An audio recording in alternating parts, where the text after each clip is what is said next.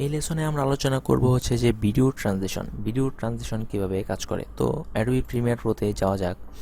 আচ্ছা, এখানে আমি ভিডিও এনে রেখেছি। তো ভিডিও ট্রানজিশন হচ্ছে যে আমরা যখন একটি ভিডিও দেখি, যে ধরুন এটা একটা সিন, এই সিনটি থেকে দেখুন যে, আচ্ছা আমি প্লে করে দেখাচ্ছি। দেখুন যে এই মেয়েটি সামনের দিকে যাচ্ছে, এই সিনটি এখানে শেষ এবং তারপর হচ্ছে এই সিনটি। তো এই দুটো সিনের মাঝখানে কোনো ট্রানজিশন নেই, মানে নর্মাল যে ট্রানজিশন হচ্ছে ধাপ করে জাম্প করে এখান থেকে এখানে চলে গেল, এটাই ছিল ট্রানজিশন। তো আমি চাচ্ছি যে মাঝখানে কোনো সুন্দর একটি ট্রানজিশন দেব। তো আমি এখন এই দুটো ভিডিওর মাঝখানে কাটবো। আচ্ছা, এর আগে আমি বলছি যে ভিডিও ট্রানজিশন ইউজ করার জন্য অ্যাডজাস্টমেন্ট লেয়ার প্রয়োজন হয় না। এটা হচ্ছে যে ভিডিওর মধ্যেই আপনি ইউজ করতে পারবেন। সেটা হচ্ছে কীভাবে, যে ধরুন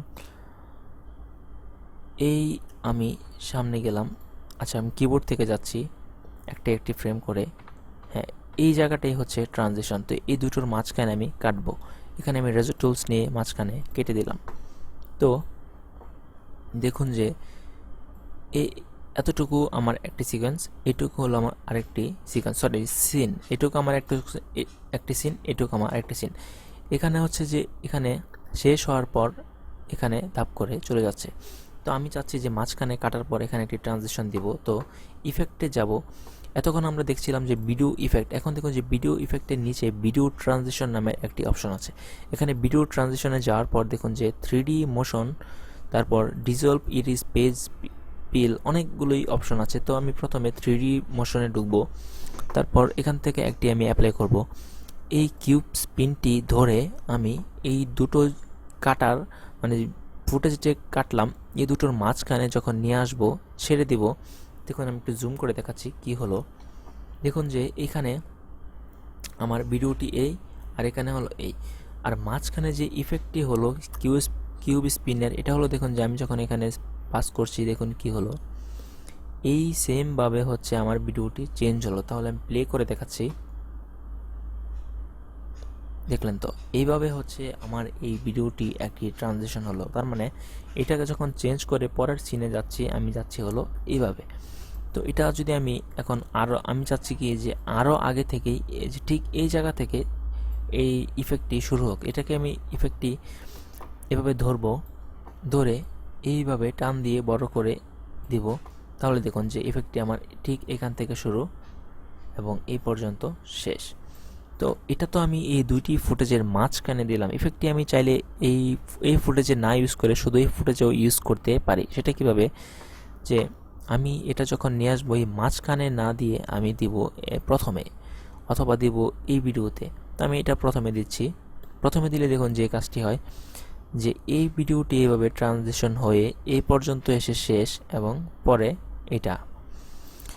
তো এগুলো আসলে আপনারা রিসার্চ করে দেখবেন যে কি হয়। আচ্ছা, আমি আরেকটা জিনিস দেখাচ্ছি, যে কিউব স্পিন ধরুন এটা নিয়ে আসলাম আমি।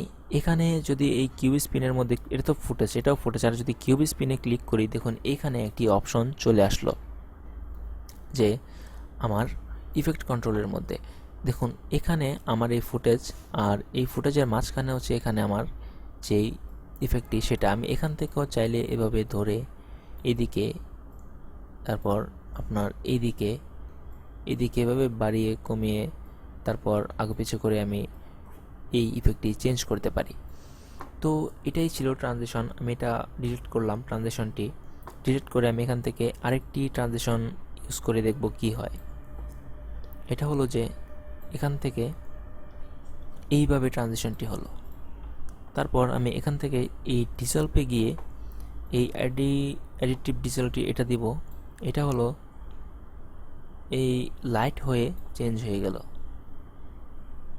আচ্ছা, তো এটাকে যদি আমি আরো ছোট করে দিই, এই লাইটটি, দেখুন কি হলো, খুব দ্রুত একটি লাইট ইফেক্ট এসে পরের সিনে চলে গেল। এবং আমি এখান থেকে এটা ডিলিট করে এই ক্রস ডিসলভে দিব।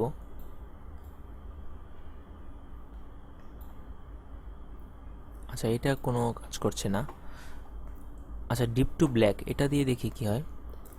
হ্যাঁ, এটা দেখুন যে এই ভিডিওটি আমার এখানে এভাবে আস্তে আস্তে ব্ল্যাক হয়ে শেষ হয়ে তারপর আবার ব্ল্যাক থেকে শুরু হচ্ছে। তো এটা আমি চাইলে এখানে ব্ল্যাক টু হোয়াইটও দিতে পারি, যে ধীরে ধীরে এটা হোয়াইট হয়ে তারপরের সিনে চলে যাবে। তো এভাবে আসলে প্রত্যেকটা যেই ট্রানজিশনগুলো আছে এটা আপনারা অ্যাপ্লাই করে দেখবেন যে কোন ট্রানজিশন কিভাবে কাজ করে। তো এই ছিল এই ফুটেজ। পরবর্তী লেসন দেখতে সঙ্গেই থাকুন। ধন্যবাদ।